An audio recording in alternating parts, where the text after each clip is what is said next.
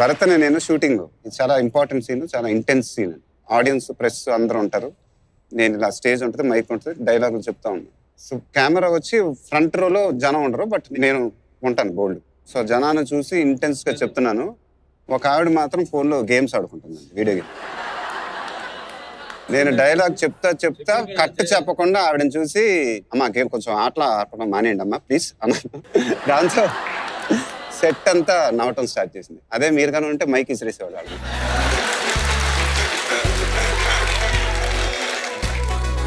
అసలు ఉండగా గేమ్స్ ఆడతామంట, నిన్నే చూస్తుండాలి కదా.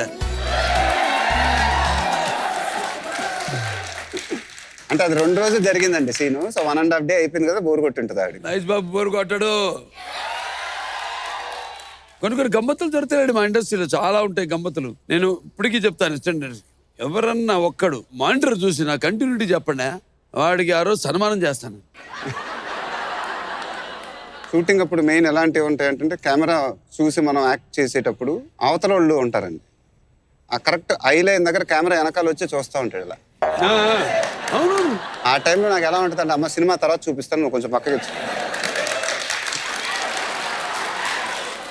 కర్ణ షూటింగ్ అలా జరిగింది. దానివీర సూరకర్ణ, ఈయన విరాగి అయిన పాండురాజుకు సరాగ్ని కుల ప్రవర్తనాశక్తి అయిన కుంతికి జనించిన పాండవులను చెప్పుతున్న డైలాగ్ అంతా అయిపోయింది. ఆహా ఎలా ఉంది అంటున్నారు. వెనకాల జగ్గారావు గారు లేరు, దుశ్శాసనుడు. ఆయన ఏదో ఎక్కడో కూర్చొని సిగరెట్ కొట్టుకుంటాడు బయట. ఆయనకేమో వీళ్ళందరూ మర్చిపోయారు చెప్పడం, చూసుకోవడం. ఈయన రెడీ అయినంత ఆడావిళ్ళు చెప్పాలి అందరు వెళ్ళి. ఇప్పుడు ఆయనకి దుర్యోధనుడికి ఎడపలో ఉన్నాడు ఆయన. నెమ్మదిగా మా అన్నయ్యని పట్టుకుని నెమ్మదిగా ఆయన తోసి ఆయన వెళ్ళి అంతా హరి ఎలా ఉంది మా షార్ట్ అన్న, బ్రహ్మాండం ఉందన్న, అద్భుతం అన్న.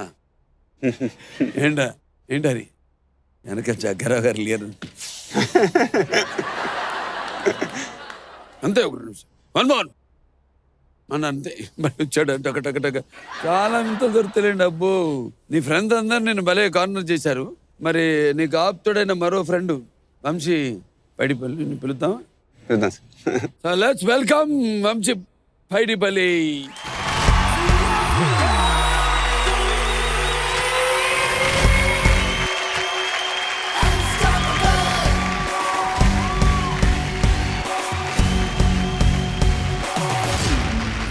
నీ దర్శకుడు, నీ స్నేహితుడు, నీ కుటుంబ సభ్యుడు కూడా, నీతో పరిచయ సినిమా తీసి నేషనల్ అవార్డు అందుకున్న వంశీ పైడిపల్లి గారు. Welcome Vamsi, welcome.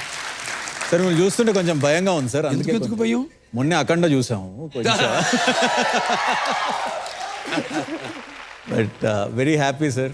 Such a big hit and blockbuster, and ఒక ఇండస్ట్రీకి మళ్ళీ ఒక ఊపుని అందించారు మీరు.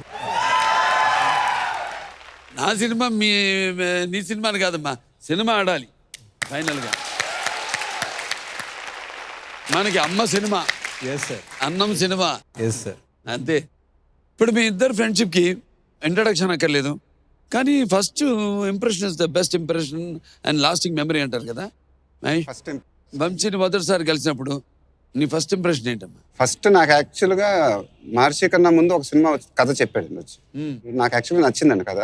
బట్ ఎందుకో చేయటం కుదరలా మా ఇద్దరికి.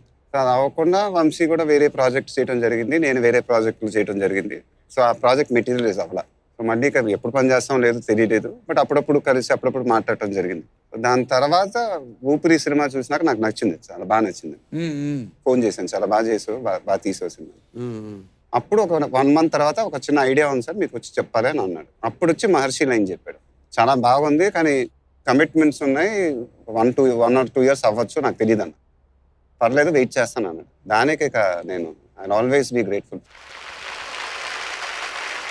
మరి వంశీ నీకు? సార్ నాకు నేను నిజంగా చెప్పాలంటే మహేష్ బాబు గారిని ఫస్ట్ మురారి సినిమా థియేటర్లో చూశాను సార్. సుయేషన్ 35mm నేను ఒక నార్మల్ ఆడియన్స్లో వెళ్ళాను. అప్పుడు యాక్చువల్గా వంశీ ఇద్దరు వంశీలుగా ఉండేవాడండి. ఇప్పుడు సగం మనిషినే చూస్తున్నాను, ఎందుకంటే అతను పాత వంశీని అతనే తినేసాడు. అంటే నన్ను నేను తినేసాను అంటుంటారా? అంటే అప్పుడు 120 kilos ఉండేవాడిని సార్, ఇప్పుడు 40 kilos తగ్గి ఉన్నాడు. సో అప్పుడు ఇంకా నేను ఇండస్ట్రీకి రాలేదు. సో మహేష్ గారిని ఫస్ట్ టైం మురారి సినిమా థియేటర్లో వెనకాల కూర్చొని ఆయన ముందు కూర్చుంటే కృష్ణ గారు, మహేష్ గారు అందరూ వచ్చి సినిమాకి వచ్చారు. ఫస్ట్ డే మార్నింగ్ షో ఎప్పుడైనా వచ్చే అలవాటు సార్. ఆడియన్స్ థియేటర్ సో నిజంగా చెప్పాలంటే అక్కడ ఫస్ట్ టైం చూశాను సార్. అఫ్ కోర్స్ ఇక మహేష్ బాబు గారు యూనో అందరికీ యూనో ఇప్పుడు చిన్నప్పటి నుంచి మీ సినిమాలు చూసి పెరిగాము, కొంచెం వయసులోకి వచ్చాక వీళ్ళ సినిమాలు చూడడం మొదలు పెట్టాము. అంటే ఏంటమ్మా ఏంటి నువ్వు నీ మహేష్ నీకంటే పెద్ద అంటున్నా? లేదు సార్, నాకన్నా పెద్దోళ్ళు లేవు అనట్లేదు. పోకిరి సక్సెస్ తర్వాత నేను ప్రభాస్తో ఫస్ట్ టైం వెళ్ళాను సార్. ఏదో చిన్న పార్టీ జరిగితే అక్కడ ఫస్ట్ టైం కలిసాము. అప్పుడు నేను చిన్న అసిస్టెంట్ డైరెక్టర్ మాత్రమే. బట్ డైరెక్టర్ అయ్యాక మాత్రం ఎప్పటికైనా మహేష్ బాబు గారితో, అంటే మహేష్ బాబు గారి గురించి విన్నది ఏంటంటే is a directors delight, directors hero అంతే.